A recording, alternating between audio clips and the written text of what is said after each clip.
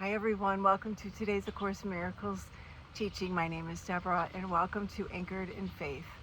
We are on lesson 48, There is Nothing to Fear. The idea for today simply states a fact. It is not a fact to those who believe in illusions, but illusions are not facts. In truth, there is nothing to fear. It is very easy to recognize this, but it is very difficult to recognize it for those who want illusions to be true. Today's practice periods will be very short, very simple, and very frequent. Merely repeat the idea as often as possible. You can use it with your eyes open at any time and in any situation. It is strongly recommended, however, that you take a minute or so whenever possible to close your eyes and repeat the idea slowly to yourself several times. It is particularly important that you use the idea immediately should anything disturb your peace of mind. The presence of fear is a sure sign that you are trusting in your own strength. The awareness that there is nothing to fear shows that somewhere in your mind, though not necessarily in a place you recognize as yet, you have remembered God and let His strength take the place of your weakness. The instant that you are willing to do this, there is indeed nothing to fear. So that is today's lesson, lesson 48, There is Nothing to Fear. I'm now going to read the channeling for this lesson from Jesus, and it was channeled through Tina Louise Spalding, and it is from her book, A Year of Forgiveness. And I have all that information in the description box if you're interested in the material. There is nothing to fear. You are blessed beings indeed. I am that one you know is Jesus. This is a hard lesson to believe when you are riddled with fears. Part of your training in this program includes the realization that if you trust this course and still feel fear, then a great divide remains between you and where truth lies.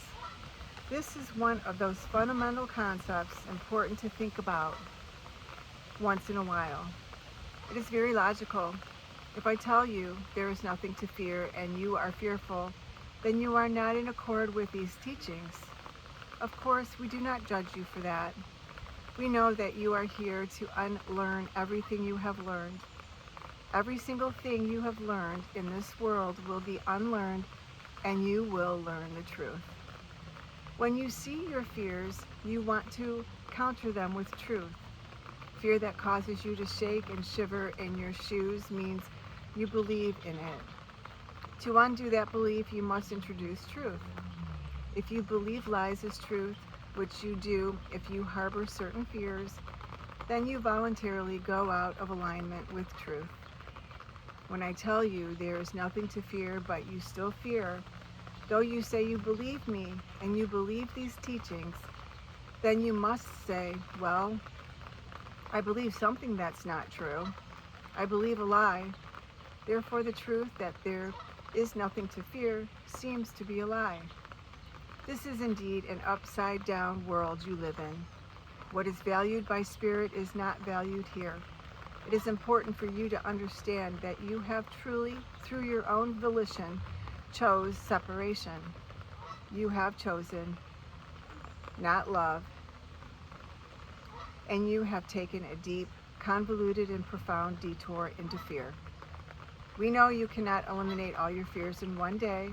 We do not expect you to do that, and we do not want you to even think it is a possibility.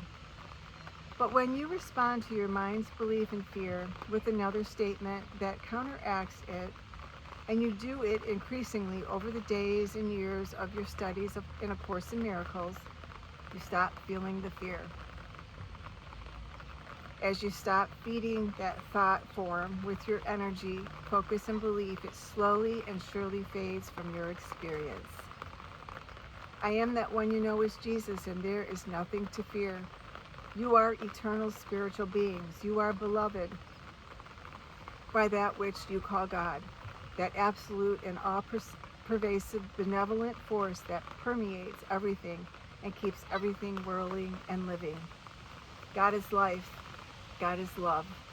Anything you experience that is not life-affirming and love-affirming is not true. It is an illusion. It will make you feel bad because your emotional guidance system is turned to love. And anything not loving gives you negative emotional feedback. So do not despair if you have negative feelings throughout the day. Be glad that you now know how to interpret them. You now know it means you have incorrect thoughts that bring you out of alignment with love. You will see where you have indulged in a fearful or judgmental thought about yourself or somebody else. I am that one you know is Jesus, and we will see you again tomorrow. Thank you so much for being here. And I've stated in a previous lesson, this lesson is a bit of a reprieve from our previous exercises. So it allows us to integrate the information and the teachings. So I hope you enjoyed today's little break. And I will see you again tomorrow for lesson 49. Have a beautiful day.